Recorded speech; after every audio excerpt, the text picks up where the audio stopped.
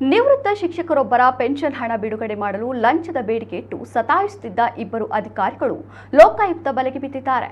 ಉಡುಪಿ ಖಜಾನೆಯ ಉಪನಿರ್ದೇಶಕ ಹಾಗೂ ಸಹಾಯಕ ಇಬ್ಬರು ರೆಡ್ ಹ್ಯಾಂಡ್ ಆಗಿ ಸಿಕ್ಕಿಬಿದ್ದಿದ್ದಾರೆ.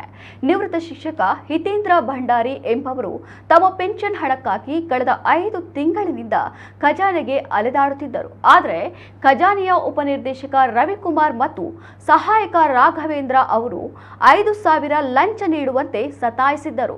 ಈ ಹಿನ್ನೆಲೆಯಲ್ಲಿ ನಿವೃತ್ತ ಶಿಕ್ಷಕ ಹಿತೇಂದ್ರ ಭಂಡಾರಿ ಅವರು ಲೋಕಾಯುಕ್ತಕ್ಕೆ ದೂರು ನೀಡಿದ್ದರು. ಈ ದೂರಿನ ಆಧಾರದಲ್ಲಿ ಕಾರ್ಯಾಚರಣೆ ನಡೆಸಿದ ಉಡುಪಿ ಪ್ರಭಾರ ಲೋಕಾಯುಕ್ತ ಡಿವೈಎಸ್ಪಿ ಮಂಜುನಾಥ್ ಅವರ ತಂಡ ಆರೋಪಿಗಳನ್ನ ರೆಡ್ ಹ್ಯಾಂಡ್ ಆಗಿ ಹಿಡಿದಿದೆ. ಅಧಿಕಾರಿಗಳಿಬ್ಬರನ್ನ ವಶಕ್ಕೆ ಪಡೆದುಕೊಂಡಿರುವ ಲೋಕಾಯುಕ್ತ ಪೊಲೀಸರು ಇಬ್ಬರ ವಿರುದ್ಧ ಎಫ್ಐಆರ್ ದಾಖಲಿಸಿ ನ್ಯಾಯಾಲಯಕ್ಕೆ ಹಾಜರುಪಡಿಸಿದ್ದಾರೆ.